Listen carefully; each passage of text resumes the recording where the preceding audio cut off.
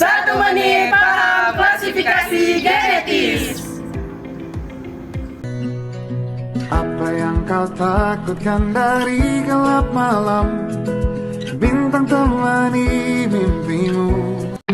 Nah, linguistik historis komparatif merupakan cabang dari linguistik yang mempersoalkan bahasa dalam bidang waktu, serta perubahan-perubahan bahasa yang terjadi dalam kurun waktu tertentu saja, serta melakukan penyelidikan perbandingan suatu bahasa dengan bahasa lain. Nah, ada 4 klasifikasi dalam kajian historis komparatif. Yang pertama ada klasifikasi genetis, areal, tipologis, dan juga sosiolinguistik. Tetapi pada video ini kami hanya akan fokus membahas tentang klasifikasi genetis saja.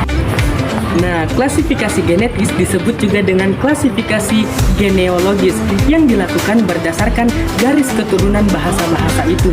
Artinya, suatu bahasa diturunkan atau berasal dari bahasa-bahasa tua.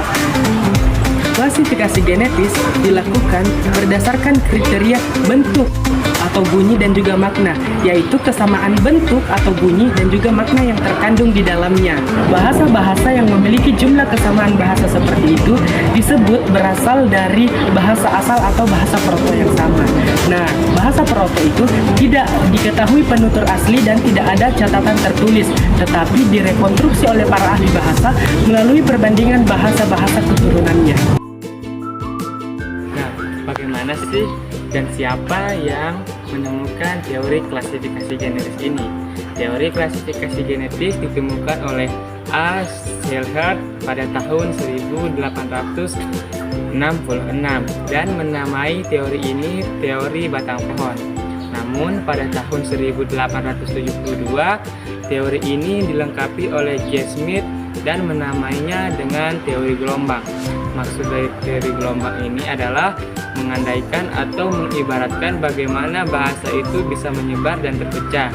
Nah, gelombang yang terbentuk dari jatuhnya batu tersebut terdiri dari gelombang yang tinggi dan menuju ke rendah.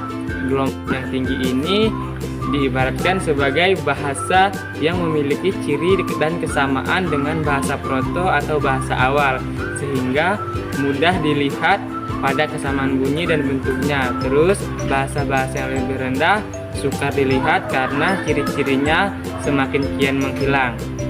Nah, terus siapa yang dan bagaimana penyebaran bahasa itu dimulai? Penyebaran bahasa disebarkan oleh penutur yang berpindah tempat sebagai akibat dari bencana alam